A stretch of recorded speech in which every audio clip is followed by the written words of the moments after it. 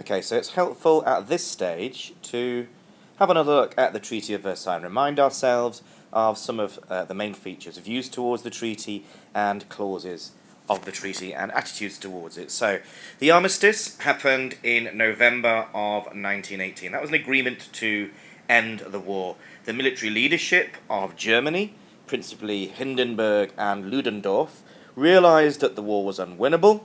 The Kaiser abdicated and power was handed over to the new civilian government. This was a good move on the part of the German military leadership because it shifted responsibility for the defeat of the First World War towards the civilian government. After all, they were the ones seen to sign the armistice and the treaty later on. So in November of 1918, at the railway carriage in Compiègne, the armistice was signed. The Germans did believe that the armistice would be based upon Wilson's 14 points. Sorry, not the armistice, the treaty.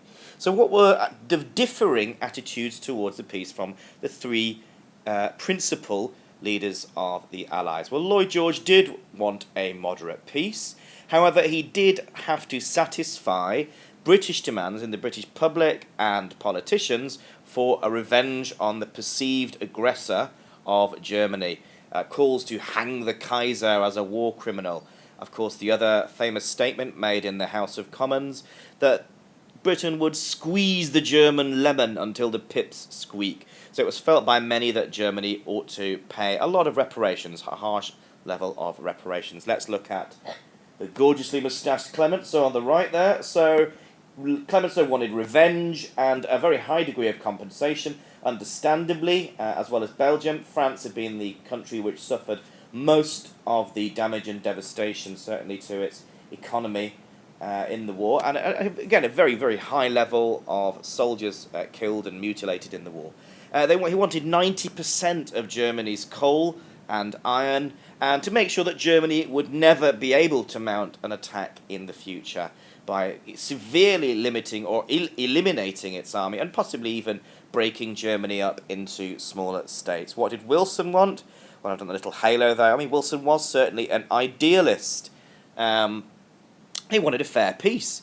A peace that would be just, equitable, fair. He wanted to be based upon his 14 points. Principally, the first point, there would be no secret treaties. Everything would be, all agreements were made out in the open. There would be international disarmament, that's multilateral. All nations would disarm. He wanted self-determination. Self-determination in Europe. He'd be more realistic as he realised that Britain and France would object to self-determination in their colonies.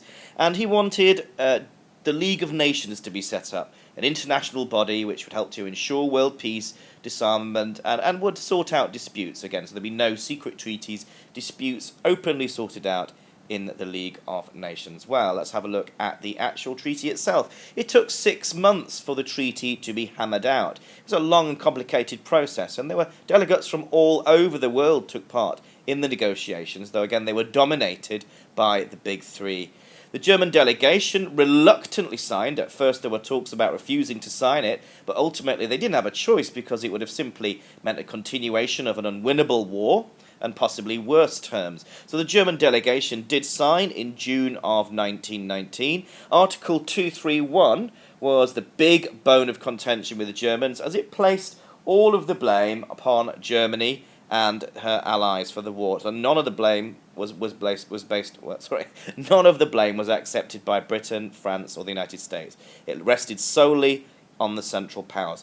The Versailles Treaty aimed to recover costs from Germany, although the actual amount wasn't agreed until later in 1921. The idea of the treaty is it would prevent future war. A lot of land, obviously, was lost by Germany in the treaty. In the west, they lost the provinces of Alsace and Lorraine, which had been taken from France in the 1870-1871 Franco-Prussian War.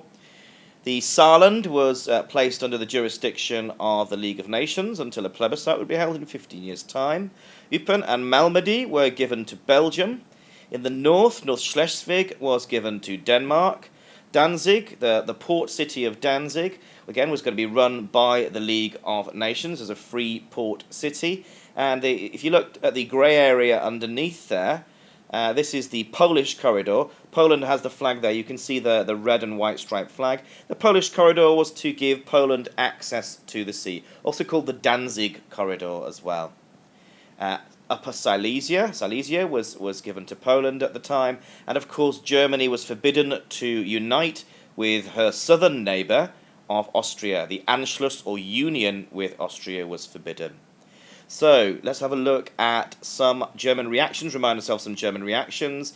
Diktat, of course, that was how it was felt by the majority of Germans, that it was simply dictated to them. They had no part in the negotiations, but simply had to sign. And something called the Dolchstoss myth. So in 1921, reparations, the amount was finally set at £6.6 billion.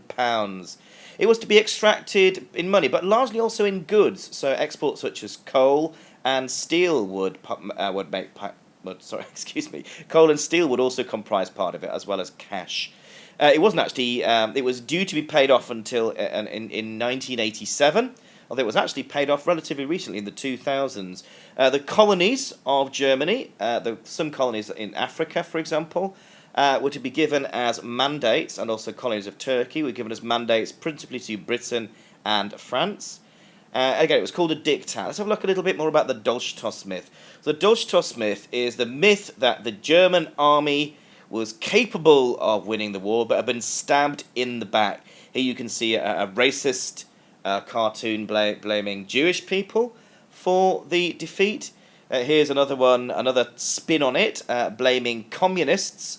You can see here a sinister communist figure stabbing a heroic-looking German soldier in the back. But clearly this is a myth. I mean, it's absolutely evident from the evidence that the German army was shattered and militarily defeated. But because the armistice was signed and the Allies hadn't actually moved into Germany, it wasn't apparent to some Germans the extent of the military defeat, which is why some of them chose to believe the Dolchstoss myth.